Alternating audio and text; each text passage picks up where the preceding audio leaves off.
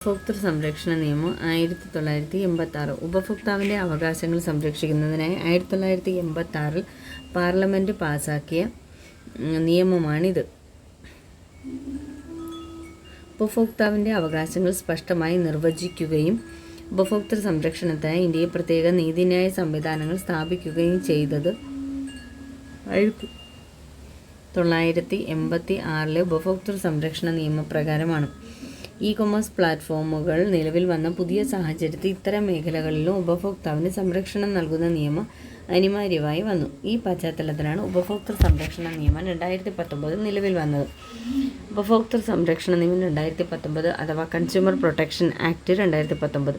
1986 ഉപഭോക്തൃ സംരക്ഷണ നിയമത്തിന് പകരം 2020 ജൂലൈ 20 ഈ നിയമം നിലവിൽ വന്നു. ഈ നിയമം ഉപഭോക്താക്കളെ ശാക്തീകരിക്കുന്നതിനും അവരുടെ അവകാശങ്ങൾ സംരക്ഷിക്കുന്നതിനുമാണ് ലക്ഷ്യമിടുന്നത്.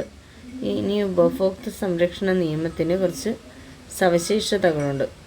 ഉപഭോക്താക്കളുടെ അവകാശങ്ങൾ സംരക്ഷിക്കുന്നതിനും നടപ്പിലാക്കുന്നതിനുമായി സെൻട്രൽ കൺസ്യൂമർ പ്രൊട്ടക്ഷൻ അതോറിറ്റിയാണ് സ്ഥാപിച്ചത്, CCPA.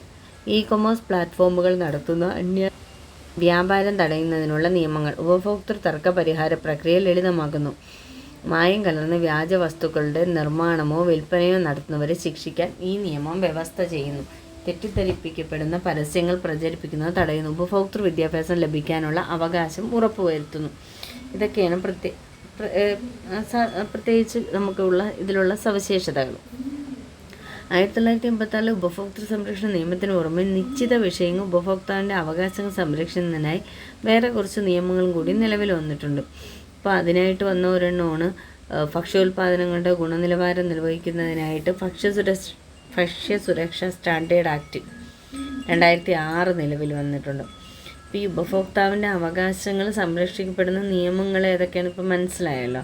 അതുമാത്രമല്ല, ഈ നിയമങ്ങൾ ഉറപ്പു നൽകുന്ന ഉപഭോക്താവിന് കുറച്ച് അവകാശങ്ങളുണ്ട്. അപ്പോൾ ആ അവകാശങ്ങൾ എന്തൊക്കെയാണെന്ന് കൂടെ നമുക്ക് നോക്കാം. അതിൽ ഉപഭോക്താക്കളുടെ കുറച്ച് അവകാശങ്ങളാണ്. സുരക്ഷിതത്വത്തിനുള്ള അവകാശം, അതായത് ജീവനും സ്വത്തിനും അപകടകരമായ സാധന സേവനങ്ങളുടെ വിപണനത്തിൽ നിന്ന് രക്ഷ നേടാനുള്ള അവകാശം.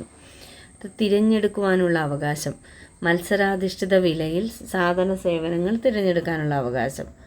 അറിയുവാനുള്ള അവകാശം, അതായത് അന്യായമായ വ്യാപാര സമ്പ്രദായങ്ങളിൽ നിന്ന് ഉപഭോക്താവിനെ സംരക്ഷിക്കുന്നതിനായി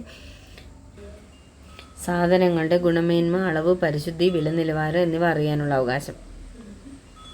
അടുത്തത് പരിഹാരം തേടാനുള്ള അവകാശം. അന്യായമായ വ്യാപാര സമ്പ്രദായങ്ങൾക്കും ഉപഭോക്തൃ ചൂഷണങ്ങൾക്കുമെതിരെ പരിഹാരം നേടാനുള്ള അവകാശം. ഇനി ഉപഭോക്തൃ വിദ്യാഭ്യാസത്തിനുള്ള അവകാശം.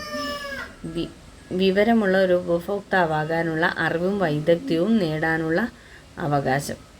ഇനി ഉപഭോക്തൃ കോടതികൾ ഉണ്ട്. അപ്പോൾ ഉപഭോക്തൃ കോടതികൾ ഉള്ളതെന്ന് പറഞ്ഞാൽ അതിനൊരു ഘടനയുമുണ്ട്. ഈ ഉപഭോക്തൃ കോടതികളിൽ ആ ഘടനയിൽ ആദ്യം വരുന്നത് ജില്ലാ ഉപഭോക്തൃ തർക്കപരിഹാര കമ്മീഷനാണ്.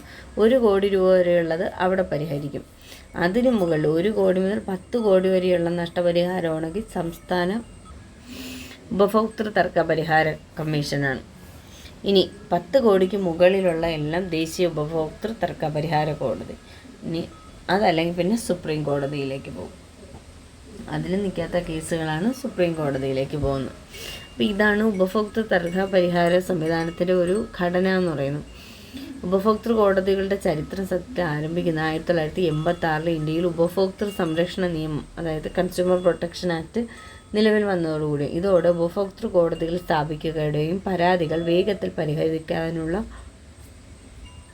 ട്രൈബ്യൂണലുകൾ രൂപവൽക്കരിക്കുകയും ചെയ്തു. ഉപഭോക്തൃ കോടതികളെ 3 തലത്തിലാണ് വിന്യസിച്ചിരിക്കുന്നത്. അപ്പോൾ അതാണ് ഇവിടെ കൊടുത്തിരിക്കുന്നത്. ഉപഭോക്തൃ തർക്കങ്ങളിൽ ഇടപെട്ട് നഷ്ടപരിഹാരം ഉൾപ്പെടെ ഉപഭോക്താവിന് നീതി ലഭിക്കുന്നതിന് ഉപഭോക്തൃ കോടതികൾ നിർണായക പങ്ക് വഹിക്കുന്നു. ഇന്ത്യയിലാകമാനം 600-ലധികം ജില്ലാ ഫോറങ്ങളും 35 നാഷണൽ കമ്മീഷനുകളും നിലവിലുണ്ട്. ഇതിനെല്ലാം മുകളിലായി നാഷണൽ കൺസ്യൂമർ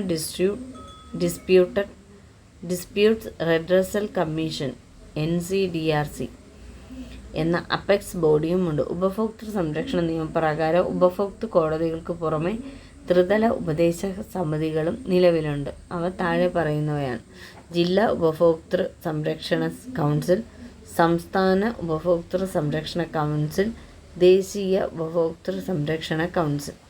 അതത് സർക്കാരുകൾക്ക് ഉപഭോക്താവിൻ്റെ അവകാശങ്ങളുമായി ബന്ധപ്പെട്ട കാര്യങ്ങൾ ഉപദേശം നൽകുക എന്നതാണ് ഈ സമിതികളുടെ ധർമ്മം. ഇനി ഉപഭോക്തൃ വിദ്യാഭ്യാസമുണ്ട്. ഉപഭോക്താക്കൾ തങ്ങളുടെ അവകാശങ്ങൾ, ഉത്തരവാദിത്തങ്ങൾ, ഉൽപ്പന്നങ്ങളുടെയും സേവനങ്ങളുടെയും തിരഞ്ഞെടുപ്പ്, വിപണിയിലെ വ്യത്യാസങ്ങൾ, ഉപഭോക്തൃ നിയമങ്ങൾ എന്നിവയെക്കുറിച്ച് അറിവ് നൽകുന്നതാണ് ഉപഭോക്തൃ വിദ്യാഭ്യാസം.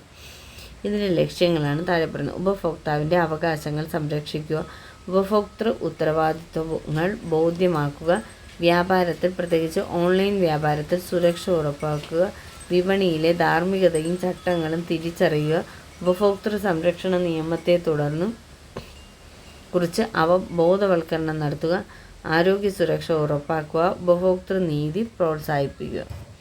അതത് സർക്കാരുകൾക്ക് ഉപഭോക്താവിൻ്റെ അവകാശങ്ങളുമായി ബന്ധപ്പെട്ട കാര്യങ്ങൾ ഉപദേശം നൽകുക എന്നാണ് ഈ സമിതിയുടെയൊക്കെ ധർമ്മം.